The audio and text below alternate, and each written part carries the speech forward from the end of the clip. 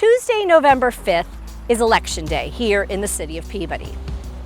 It's important to vote, and it's your civic duty to vote. What happens in your own backyard depends on who's in office.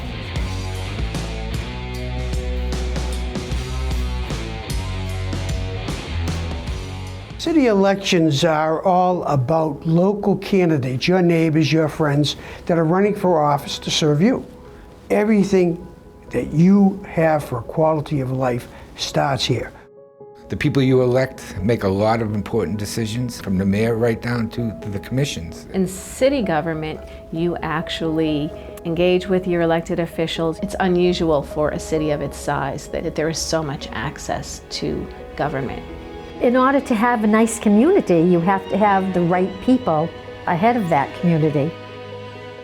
The office of mayor is a 2-year term with a salary of $120,000 plus health insurance. You have a community population, 53,000 plus people, 1,400 employees, 14, I think, unions. You oversee police, fire, schools, DPW, health departments, park departments. Your big responsibility is providing a budget and making sure it works. But on top of that, 3 o'clock in the morning, there's a fire, you go to it. 11 o'clock at night, somebody has a complaint, you pick up the phone. It never stops. The demand on your time is just unbelievable. He appoints all the boards, he does all the budgets, he participates in the negotiations, he's chairman of the school committee. He's the executive, and he sets the direction that the city's going in. You know, the job is intoxicating, and I use that word because it's your neighbors and you're helping them and you're seeing the development, things being done, and you get excited. You're the center of your community and you're having a positive impact. How much are we going to spend on education? How much are we going to spend on senior services? How about our veterans? We can't forget our veterans. So he's got to have enough money to run the city, and he tries to keep the tax rate low. So you try to do that balancing act. It's not an easy job. Ward councilors are also 2-year commitments. They make 9% of the mayor's salary, get an expense account, plus health insurance. They meet 2 times a month. Committee meetings add to the commitment.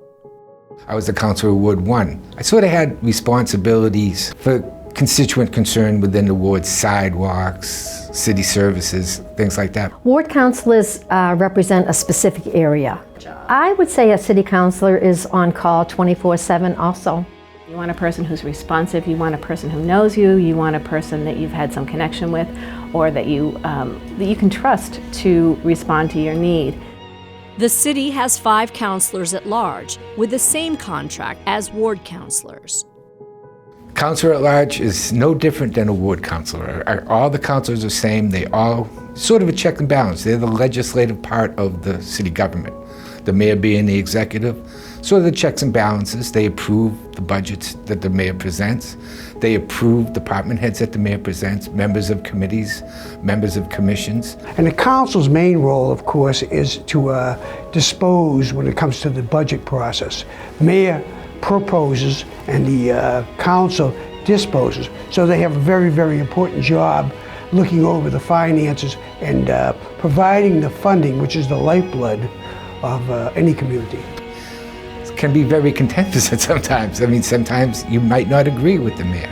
The mayor sets the direction, sort of the checks and balances to say, no, I don't know if that's the way we should go, to be honest with you. So councilor is a very important position. The Municipal Light Commission has 5 seats with a 6-year term. They meet once a month. We have a city-owned municipal light plant here in the city, and they are overseen by the Light Commission. The municipal light plant is probably one of the best things that has happened to the city of Peabody. For years and years, because they've been well-run and independent, their responsibility would be just like any other board.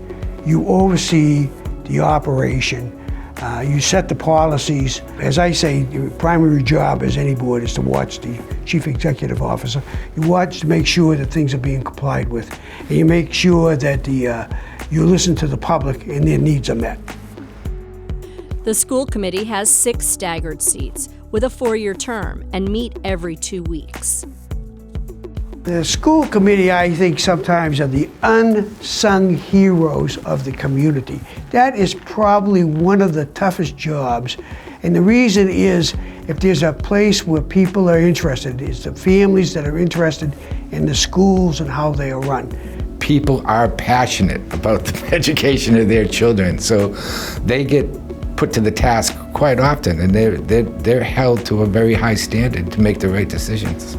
With MCAS scores and with the whole issue of the relevance of testing and standardized testing, I think the school committee will be extremely important. The members will really have to advocate for what's best for our students. And that might not be the same as what's best for students throughout the Commonwealth. So we really need to do what's best for our own students, the kids who live here. And the library trustees have 12 staggered seats in Peabody's city government. So the trustees at the Peabody Institute Library set the overall tone and policy for the library. They work with the director to make sure that it's implemented. The trustees hire the director, the assistant director, and the senior staff positions. They oversee the budgeting and advocate and supporting its goal really to be open and accessible to every person within the community and to support people's educational, recreational, and informational needs. And let me give you some examples why your vote is important. First, a little story, if I may. Back in 1940, we had a mayor by the name of O'Keefe, and he was opposed by John Murphy, who was a state rep, and he eventually became a judge. Now, and Walter Winchell talked about that election being one of the toughest in the country. In that election, the vote came out to be 4,771 for O'Keefe and 4,770 for Murphy. Now, they both were competent people, but they had different philosophies. Now, the interesting thing, that one vote, legend has it, Judge Murphy's brother, who was running his campaign, never showed up to vote. You would have like 75 to 80% voter turnout in the 60s at a city election. My first campaign back in 2001, 44%. This last election here is for mayor, it's 19%. So people are not participating. If you don't vote, you really don't have the right to complain. If you want to see change in your community, you vote. If you don't want to see change in your community, you vote. Listen to these people.